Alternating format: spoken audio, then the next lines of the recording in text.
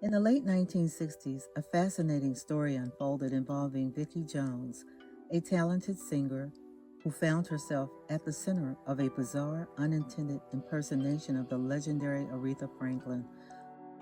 Born Mary Jane Jones around 1942 in Virginia, she was a single mother of four who sang with a touring Baptist church choir led by Reverend Billy Lee, despite her struggles to make ends meet after her second divorce. Jones idolized Aretha Franklin, emulating her voice and appearance, which would eventually lead her into an unexpected adventure.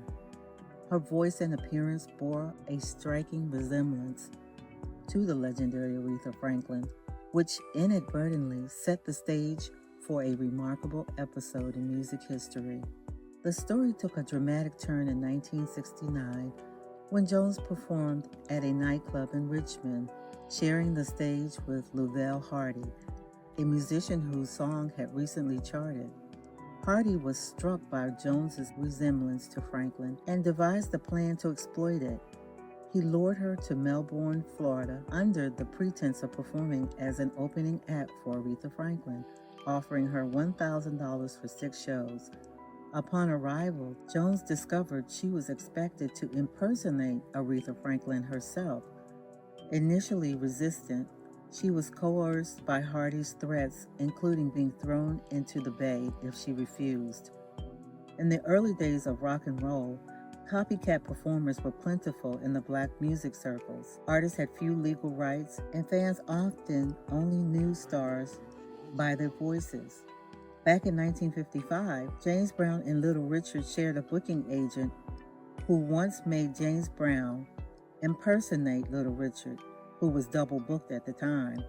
When a crowd in Alabama realized it and chanted, "We want Richard," Brown won them over with a string of backflips. James Brown developed his signature scream while impersonating Little Richard. During that period, that there was a lot of people that would love to have been flamboyant, just like Kiss and Jimi Hendrix, which was my guitar player. He started out with me. Billy Preston. James Brown was my vocalist. Otis Redding. All the Beatles came with me. They started with me. Mick Jagger. All these people started with me. Vickie Jones performed across Florida, with one of her notable performances taking place at the Hi-Hat Club in Fort Myers. More than 1,400 attendees packed the venue, believing they were witnessing Aretha Franklin.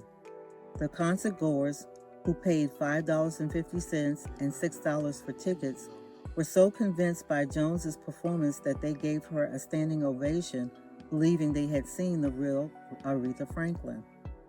Even Clifford Hart, the club's owner, was unaware of the ruse, and no one demanded a refund. The scheme unraveled when Aretha Franklin's legal team, alerted by her promoters who were planning Miami Beach concerts, informed authorities. Jones and Hardy were arrested in Florida shortly after the Fort Myers show. Hardy faced charges of false advertising, while Jones pleaded she was coerced into the impersonation. During the trial, Jones was asked to sing, and she sounded so much like Aretha Franklin that the judge concluded the audience had not been defrauded, as they genuinely believed they were hearing Aretha Franklin. Despite the legal turmoil, the incident catapulted Jones into the limelight. She became a media sensation, performing with Duke Ellington and even gracing the cover of Jet magazine. For a year, she toured under her own name, earning $1,500 per concert, until she chose to return to Virginia to focus on her family. Though she never met Aretha Franklin, Vickie Jones's brief stint as the fake Queen of Soul remains a captivating chapter in the annals of music history. She passed away in 2000, leaving behind a legacy of talent and an extraordinary story.